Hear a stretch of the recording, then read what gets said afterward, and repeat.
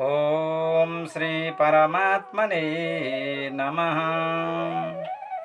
उद्भव स्थिति संहार कारिणीं क्लेशहारिणीं सर्वश्रेष्ठकरीं सीतां नतोऽहं रामवल्लभाम्। उत्पत्ति स्थिति र संहार गर्ने, सारा क्लेशहरूलाई हरण गर्ने तथा सम्पूर्ण कार्यमा कल्याण गर्ने भगवान मर्यादा पुरुषोत्तम श्री रामचंद्र की जो प्रियतम आइबक्सिन्छ, जो साक्षात भगवान की अनुवायिनी शक्ति लक्ष्मी जी को अवतार होइबक्सिन्छ, भगवती सीताजीलाई बारम्बार नमन गर्दै, बारम्बार प्रणाम गर्दै, यन माया बसवर्ती विश्वमखिलम ब्रह्मादिदि बासुरा एत सत्वादमृषैव भाति सकलम रज्जौ यथा हेर्ब्रह्मा एतपादप्लवमेकमेव हि भवां बोधे स्थितिर्षावतां वन्देऽहं तमशेषकारणपरं रामाख्यमीशं हरिं। वन्देऽहं तमशेषकारणपरं रामाख्यमीशं हरिं। जो मायामा बसीभूत सम्पूर्ण विश्व ब्रह्मा शंकर आदि गिरिएका जो देवताहरू हुनुहुन्छ, असुरहरू गन्धर्व किन्नर जति पनि छन्, सम्पूर्ण सारा देवताहरूलाई आफ्नो सत्ताद्वारा डोरीमा सर्पको भ्रान्ति जस्तो यो विश्वलाई अर्थात् दृश्यमान जगतलाई जो प्रतीत गराउनेवाला जो परब्रह्म परमात्मा भइबक्सिन्छ र जसका चरणार बिन्द नै यो भवसागरलाई पार चाहन जाने भक्तहरूका लागि आश्रय स्थान अर्थात् डुङ्गा स्वरूप, नाउ स्वरूप जो परिचित छन् र जो कारणदेखि पनि पर होइबक्सिन्छ, सबै कारणका पनि कारण होइबक्सिन्छ र सबैभन्दा सर्वश्रेष्ठ जो परब्रह्म परमात्मा होइबक्सिन्छ, जसलाई राम तत्त्व भनेर भनिएको छ, जसलाई मर्यादा पुरुषोत्तम राम भनेर भनिएको छ, त्यस्ता जो परब्रह्म परमात्मा भगवान श्री हरि होइबक्सिन्छ, त्यस्ता भगवान श्रीहरिलाई बारम्बार वन्दना गर्दै त हाम्रो यस युट्युब च्यानलमा जोडिनु भएका सम्पूर्ण श्रोता, दर्शक र जति पनि भक्त महानुभावहरू हुनुहुन्छ, यहाँहरू सबैमा त सन्त तुलसीदास, जसलाई गोस्वामी तुलसीदास पनि भनेर भनिन्छ, उहाँको अत्यन्त पावन जयन्ती जो 2077 को अवसरमा यहाँहरू सबैमा हार्दिक हार्दिक शुभकामना व्यक्त गर्दै आउनुहोस् हामी सन्त तुलसीदासका विषयमा केही चर्चा गरौँ। उहाँका जीवन चरित्र र उहाँद्वारा रचित केही अत्यन्त अमोघ जुन स्तोत्रहरू छन्, स्तोत्रका बारेमा हामी चर्चा गर्दै उहाँलाई यो पावन जयन्तीमा हामी स्मरण गर्ने कोसिस गरौँ र एउटा छोटो जानकारी लिएर यी छोटो चर्चा गर्ने विषयवस्तु लिएर म यहाँहरू समक्ष उपस्थित भएको छु र अन्तसम्म यो भिडियोलाई हेरेर यहाँहरूले जानकारी प्राप्त गर्नुहुनेछ। त सन्त तुलसीदास, गोस्वामी तुलसीदास भनेर जसलाई भनिन्छ र जो भारतवर्षको अत्यन्त महान भक्त हुनुहुन्छ, भगवत भक्त हुनुहुन्छ, महान कवि हुनुहुन्छ र उहाँले आफ्ना रचनाहरूद्वारा अथवा आफ्ना कृतिहरूद्वारा हामी सबै जो सनातन धर्मावलम्बीहरू छौँ, सबैमा उहाँले हामी सबैलाई उहाँले कृतकृत्य बनाउनु भएको छ, कृतज्ञ बनाउनु भएको छ। अत्यन्त महान रचनाहरू र सिद्ध रचनाहरू उहाँले गर्नुभएको छ र भनिन्छ सन्त तुलसीदास अर्थात् गोस्वामी तुलसीदासलाई वाल्मीकिको अवतार भनेर भनिन्छ, जो भगवान मर्यादा पुरुषोत्तम रामचन्द्रको महान भक्त हुनुहुन्छ र उहाँको जन्मको विषयमा विभिन्न चर्चा परिचर्चा पाइन्छ र प्राय गरेर विक्रम सम्वत 1554 श्रावण महिनाको शुक्ल पक्षको सप्तमी तिथिमा उहाँको जन्म भएको हो र चित्रकूटको नजिकै जुन राजपुर भन्ने स्थान छ, त्यहाँ सरयू पारी ब्राह्मणको एउटा वंश हो, एउटा कुल हो सरयू पारी ब्राह्मणका भेद मध्येमा सरयू पारी नाम गरेको ब्राह्मणको कुलमा आत्माराम दुबे र माता हुलसी भन्ने हुनुहुन्छ। उहाँबाट सन्त तुलसीदासको जन्म भएको भनेर यसरी वर्णन गरिएको छ र उहाँ 12 महिनासम्म आमाको गर्भमा बस्नु भएको थियो अरे र 12 महिनामा पूर्ण भइसकेपछि उहाँले जन्म धारण गर्नुभयो र बडा विचित्रको बालक, अद्भुत बालक भनेर वर्णन गरिएको छ। जन्मिँदै उहाँले 32 दाँतहरू प्राप्त गर्नुभएको थियो। 32 दाँत सहित जन्मिनु भएको थियो र जन्मिने बित्तिकै रुनु भएन। उहाँका श्वास प्रश्वासबाट राम नाम प्रकट भएका थिए भनेर भक्तहरूले यसरी चर्चा गर्नुहुन्छ। र उहाँको जन्म अभुक्त मूलमा भएको थियो भनेर यसरी वर्णन गरिएको छ। र अभुक्त मूललाई अलिकति अनिष्टकारक मानिन्छ। अनिष्टकारक मानिएको हुनाले पिताले माताले पनि अनिष्ट हुने सङ्केतको रूपमा उहाँले बुझ्नुभयो। र भनिएको छ माताजीले आफ्नी दासीलाई जो चुनिया देवी हुनुहुन्थ्यो, चुनिया देवीलाई उहाँले सुम्पिनु भयो र उहाँले नै लिएर गएर सन्त तुलसीदासको पालन पोषण गर्नुभयो। र उहाँलाई सुम्पेकै भोलिपल्ट माताजीको पनि मृत्यु भयो भनेर यसरी वर्णन गरिएको छ। जब बालक तुलसीदास 5 वर्षको उमेरमा पुग्नु भएको थियो, त्यो पाल्नेवाला जो धाई आमा हुनुहुन्छ चुनिया देवी, उहाँको पनि मृत्यु भयो र उहाँ अत्यन्त अनाथ बालकको रूपमा यत्र त्यत्र भड्किन थाल्नुभयो। गाउँ गाउँमा घर घरमा गएर भिक्षा माग्ने जस्ता कार्यहरू पनि गर्नुहुन्थ्यो। सबैले तिरस्कार गर्थे भनिएको छ। उहाँको लामो कहानी वर्णन गरिएको छ। र त्यति बेला साक्षात् जो जगदम्बा भगवती पार्वतीजीले आएर उहाँलाई भोजन गराउनुहुन्थ्यो, त्यति ठुलो कृपा गर्नुहुन्थ्यो भनेर यसरी वर्णन गरिएको छ। त यसरी पछाडि गएर उहाँ नै गोस्वामी तुलसीदास बन्नुभयो। र किनभने जसले इन्द्रियहरूमाथि निग्रह गर्दछ उसलाई गोस्वामी भनेर भनिन्छ। तुलसीदासले आफ्ना सम्पूर्ण इन्द्रियहरूमाथि विजय प्राप्त गर्नुभएको हुनाले, इन्द्रियहरूलाई निग्रह गर्नुभएको हुनाले उहाँलाई गोस्वामी भनेर भनिन्छ। र उहाँ जब अनन्तानन्द जो हुनुहुन्थ्यो उहाँका अत्यन्त प्रिय शिष्य हुनुहुन्छ, नरहरि आनन्द नाम गरेको हुनुहुन्थ्यो, उहाँबाट नै दीक्षित हुनुभयो भनेर भनिएको छ। उहाँले उहाँलाई रामबोला भन्ने नाम पनि राख्नु भएको थियो। र उहाँलाई ल्याएर आफ्ना साथमा ल्याएर नरहरि आनन्दले यसरी अयोध्यामा ल्याएर व्रतबन्ध संस्कार गरिदिनु भयो, यज्ञोपवीत धारण गराइदिनु भयो। र उहाँले नै पछि गएर वैष्णव दीक्षा पनि दिनुभयो र राम मन्त्रको दीक्षा दिनुभयो भनेर यसरी वर्णन गरिएको छ। र अत्यन्त तीक्ष्ण बुद्धिको बालक भएको हुनाले सारा अध्ययनहरू उहाँले गर्नुभयो भनेर यसरी वर्णन गरिएको छ। र उहाँले पछाडि आफ्नो सनातन धर्मलाई अगाडि बढाउनका निमित्त सारा भारतवर्षका पावन तीर्थहरूको भ्रमण 14 वर्षसम्म गर्नुभयो भनेर यसरी वर्णन गरिएको छ। जगन्नाथ, रामेश्वरम, द्वारका, त्यसै गरी बद्रीनाथ धाम लगायतका जो पावन तीर्थहरू हुनुहुन्छ ती सम्पूर्ण तीर्थहरूको यात्रामा 14 वर्ष व्यतीत गरेर र तीव्र वैराग्य उहाँले धारण गर्नुभयो। र उहाँका जीवनमा जो पत्नीबाट भएका जुन एउटा शिक्षित वचन अथवा तिरस्कृत वचन भनेर पनि भनिन्छ, जुन वचनले आहत बनेका तुलसीदास साँच्चै नै भगवत भक्त बन्नुभयो, राम भक्त उहाँले बन्नुभयो। र उहाँले अत्यन्त पावन रामायणको रचना गर्नुभयो, जो वाल्मीकि महर्षिकै अवतार भनिएको छ। वाल्मीकि महर्षिद्वारा रचित जो वाल्मीकि रामायण छ, वाल्मीकि रामायणमा सबैको गति नहुने भएको हुनाले अत्यन्त सरल अवधि भाषामा उहाँले रामायणको रचना गर्नुभयो। र तुलसीदास अत्यन्त महान भक्त भएको हुनाले भगवानको बेला बेलामा दर्शन पाउनु भएको प्रसङ्गहरू पनि उहाँका जीवन चरित्रमा आउँछन्। र साक्षात् भगवानको गुणको, लीलाको, भगवानको पराक्रमका, भगवानका प्रभावका उहाँले अनुभूति गर्नुभएको थियो। र आफ्ना मानस पटलमा जुन किसिमका भगवत लीला, भगवत चरित्र, भगवत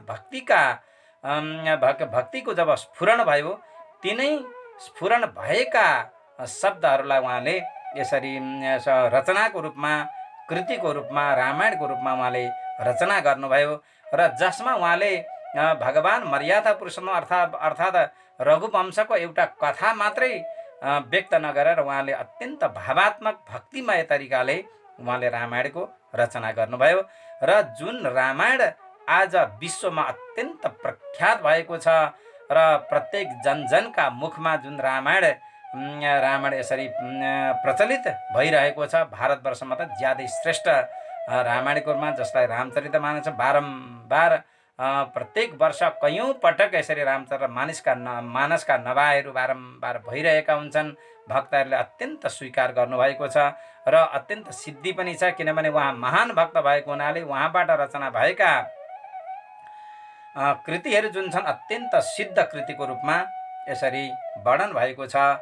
उहाँले रामायणका अलावा रामायणमा उहाँले ठाउँ ठाउँमा भक्तिका चरमोत्कर्षले युक्त भएका जुन दोहाले युक्त भएका रामायणको रचना उहाँले गर्नुभएको छ। ठाउँ ठाउँमा भक्तिको उत्कर्षताको वर्णन उहाँले गर्नुभएको छ। जहाँ जहाँ भक्तिका प्रसङ्ग आउँछन् त्यहाँ अत्यन्त गहन भक्तिको चर्चा उहाँले गर्नुभएको छ। र त्यस्तो महान भक्त हुनुहुन्छ। रामायणका अलावा उहाँले हनुमान चालिसाको रचना गर्नुभयो।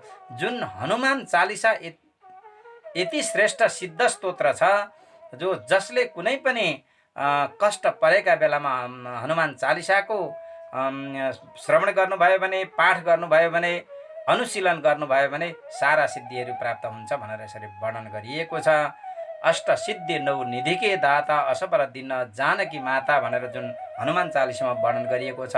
अष्ट जसले हनुमान चालिसाको अनुष्ठान गर्नुहुन्छ, स्वीकार गर्नुहुन्छ, नित्य पाठ गर्नुहुन्छ भने अष्ट सिद्धिको प्राप्ति हुन्छ, नौ निधिको प्राप्ति हुन्छ।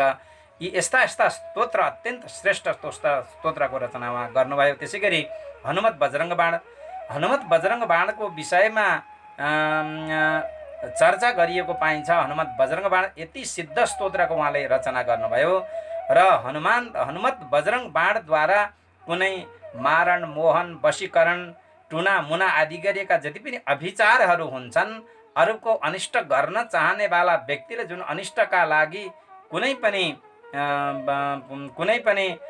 मन्त्र, तन्त्र, अस्त्र शस्त्र आदिको प्रयोग गरेको छ भने र आर्त पुकारद्वारा जुन हनुमत बजरङ्ग बाणको उच्चारण गरिन्छ, प्रयोग गरिन्छ, हनुमत बजरङ्ग बाणद्वारा सारा ती अनिष्टहरू शान्त हुन्छन् भनेर वर्णन गरिएको छ। यस्ता यस्ता सिद्ध स्तोत्रको उहाँले रचना गर्नुभएको छ। त्यसै गरी हनुमान बाहुक अत्यन्त श्रेष्ठ स्तोत्र मानिन्छ जो अवधि भाषामै रचना गरिएको छ। हनुमान चालिसाहरू जस्तै भाषामा रचना गरिएको छ र भनिएको छ तुलसीदासले आफ्ना बाहुहरूमा जुन एउटा पीडा भयो, कष्ट भयो, अनेकौँ उपाय उहाँले गर्नुभयो। सारा औषधिहरू पनि गर्नुभयो, आयुर्वेदका सारा औषधिहरू गर्नुभयो। अरू जति पनि मन्त्र, तन्त्र आदिको प्रयोग गर्दाखेरि पनि जुन पीडा उहाँलाई निवारण भएन, जुन कष्टमा रुमल्लिनु भयो तुलसीदास, उहाँले के गर्नुभयो, अब आफ्नो हृदयदेखि आर्त पुकारद्वारा जुन हनुमान बाहुकको रचना गर्नु, हनुमान बाहुकको स्तोत्रद्वारा जब हनुमानजीको स्तुति गर्नुभएको थियो, उहाँका ती बाहुका सारा कष्टहरू निवारण भएर गए। तसर्थ भनिएको छ कुनै पनि कष्ट आइपरेको बेलामा र कोही मुद्दा मामिला आदिमा झेलिरहनु भएको छ र कसैलाई शरीरमा अत्यन्त कष्ट, बिमारीले कष्ट दिइरहेको छ भने त्यस्ता बेलामा जसले हनुमान बाहुकको स्तोत्र पाठ गर्नुहुन्छ 3 पटक, 5 पटक, 7 पटक, 9 पटक, 11 पटक आदि, त्यसै गरी 27 पटक, 33 पटक आदिको जुन चर्चा गरिएको छ, जसले यसरी भावमय तरिकाले आर्त स्वरद्वारा भगवान हनुमानजीको उपासना गर्दै, हनुमानजीलाई स्मरण गर्दै हनुमान बाहुकको पाठ गर्दाखेरि ती सारा कष्टहरू निवारण हुन्छन् भनेर यसरी वर्णन गरिएको छ फलश्रुतिमा। र त्यस्तै गरी रामायणको रचना गर्दाखेरि वाल्मीकि महर्षिले पनि 7 काण्डको रामायण गर्नुभएको छ। भानुभक्तले पनि 7 काण्डको रामायण, अध्यात्म रामायणमा 7 काण्डहरू रहेका छन्। तुलसीदासले पनि 7 काण्डको रामायण रचना गर्नुभयो। जुन रचना गर्दाखेरि उहाँले र अन्य रामायणमा भएको जुन युद्धकाण्ड हो, युद्धकाण्डलाई उहाँले लङ्का काण्डको रूपमा नामकरण गर्नुभएको छ, भिन्न नाम दिनुभएको छ। र उहाँले रचना गरेको रामायणभित्रको जुन सुन्दर काण्ड रहेको छ, सुन्दर काण्डलाई ज्यादै पावन मानिएको छ, ज्यादै पवित्र मानिएको छ। र आज घर घरमा सुन्दर काण्डको प्रचलन रहेको छ। कुनै किसिमका ग्रह शान्ति आदि गर्दाखेरि र कसैको आफ्ना सन्ततिहरूको जन्मोत्सव, आफ्ना जन्मोत्सव आदि घर परिवारको शान्तिको लागि, कल्याणको लागि, शुभताको लागि बारम्बार सुन्दर काण्डको पाठ गर्ने यस्तो किसिमको प्रचलन व्यापक रूपमा रहेको छ। किनभने तुलसीदासले अत्यन्त सिद्धि प्राप्त गरेर रचना गर्नुभएको हुनाले त सुन्दर काण्डमा अत्यन्त श्रेष्ठ सिद्धि छ भनेर यसरी वर्णन गरिएको छ। त्यस्तै प्रकारले उहाँले विनय पत्रिकाको रचना गर्नुभयो। जुन विनय पत्रिका अत्यन्त भक्तिको चरमोत्कर्ष कृति हो भनेर यसरी वर्णन गरिएको छ। त यसरी भगवत भक्तिको पराकाष्ठाको चर्चा त्यहाँ गरिएको छ। यस्ता महान महान रचना उहाँले गर्नुभएको छ। त्यसै गरी तुलसीदासले रुद्राष्टकम अर्थात् भगवान् पशुपतिनाथको स्तोत्र पनि उहाँले रचना गर्नुभएको छ। ज्यादै मार्मिक स्तोत्र भनिएको छ, ज्यादै श्रेष्ठ स्तोत्र भनिएको छ। जो वाल्मीकि, जो व्यास हुनुहुन्छ, त्यसै गरी जो भगवान् शङ्कराचार्य हुनुहुन्छ, आदि जगद्गुरु शङ्कराचार्य, उहाँहरूका रचनाको समकोटिको रचना उहाँले गर्नुभएको छ। भगवान् पशुपतिनाथको यस्तो महान भक्त हुनुहुन्थ्यो। नमामि समीशान निर्वाण रूपम विभुम व्यापकम ब्रह्म वेद स्वरूपम निजम निर्गुणम निर्विकल्पम निरीहम चिदाकाशमाकाशवासम भजेहम। यस्तो महान स्तोत्रको रचना गर्नुभएको छ। हे भगवान्, हे ईशान, हजुर मुक्ति स्वरूप भइबक्सिन्छ, सर्वसमर्थ भइबक्सिन्छ, सर्वव्यापक भइबक्सिन्छ, ब्रह्म स्वरूप भइबक्सिन्छ, हजुर वेद स्वरूप भइबक्सिन्छ, निज स्वरूपमा हजुर स्थित भइबक्सेको छ, निर्गुण निराकार भइबक्सिन्छ, निर्विकल्प भइबक्सिन्छ, निरीह भइबक्सिन्छ, अनन्त ज्ञानमय स्वरूप हजुरको रहेको छ र हजुर त आकाश समान सर्वत्र व्यापक भइबक्सिन्छ, सम्पूर्ण कण कणमा हजुर चाहिँ स्थित भइबक्सेको छ। हे प्रभु, यसरी यस्ता सर्वव्यापी प्रभुलाई म बारम्बार प्रणाम गर्दछु। यस्तो किसिमको अत्यन्त गहन स्तोत्रको रचना उहाँले गर्नुभएको छ र यो महान स्तोत्रको अन्तमा फलश्रुति पनि बताइएको छ। रुद्राष्टकमिदं स्तोत्रम प्रोक्तम विप्रेण हरतोषै ये पठन्ति नरा भक्त्या तेषां शम्भु प्रसीदति।